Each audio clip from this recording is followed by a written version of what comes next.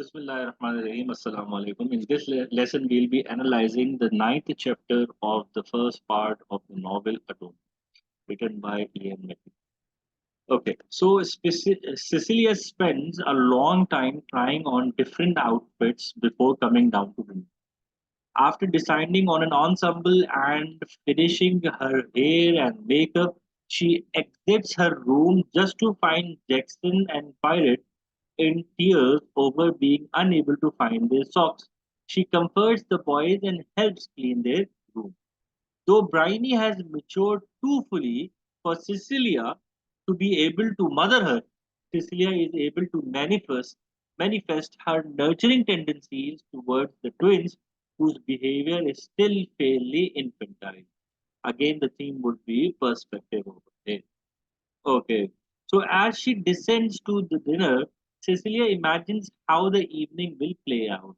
Her father will stay in town because of another late night at work.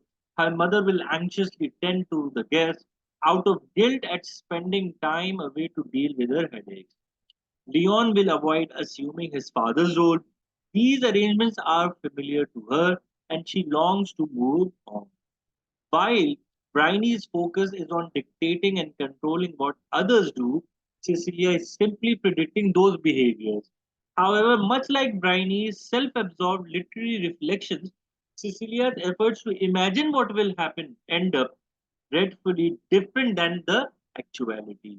Cecilia will move on after this dinner and not at all how she expects because after this dinner, things would be change or different for her. Again, the theme would be perspective and stories and literature. Cecilia then enters the kitchen and sees the irritable cook, Betty, snapping at other servants. After a brief discussion, Betty, Cecilia, and Emily decide on what menu best suits the summer heat.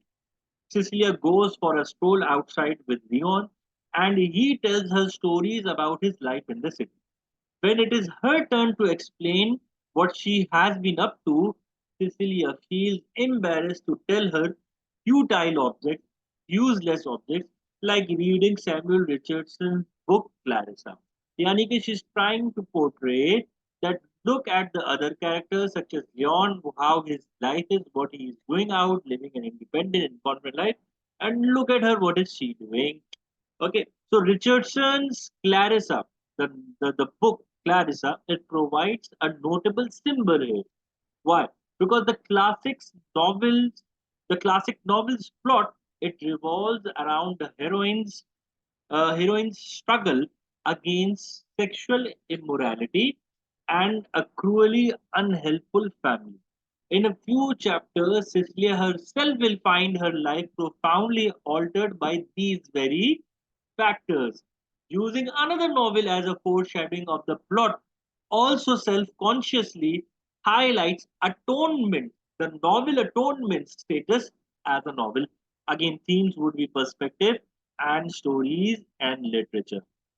Okay, so as Leon and Cecilia they walk back towards the house, they hear Emily reprimanding Bryony and telling her to get ready for dinner. When Bryony walks past Cecilia, she passes her Robbie's note, which happens to be unsealed. Cecilia reads the note and begins to realize her infatuation with Robbie. Remember, this is the sexual letter for written which was imagined by Robbie, not deliberately said. And after reading that letter, which was quite vulgar, she begins to realize her infatuation with Robbie. However, it dawns on her that Robbie would not have sent the note unsealed and asks Bryony if she has read the note. Bryony avoids her questions, and before Cecilia can pressure her more, Paul Marshall shows up, entreating the guest to try a cocktail he has prepared. So, Robbie's note highlights the dangers of literary invention. One message can mean two very different things to two different people. While the vulgar message prompts Cecilia to realize her love for Robbie, it will likely elicit a vastly different response in Bryony, who lacks the perspective, who lacks the maturity, which is necessary to understand the letter as Robbie intended it, as one expressing love through desire rather than bestial lust. The Paul Marshall continues to appear as a rather dull non entity to most of the other characters. The themes would be perspective, stories and literature, class, lost innocence, the unchangeable past. All of these themes they gather up over here. With this, we're going to end this chapter. If you've got any questions, please feel free to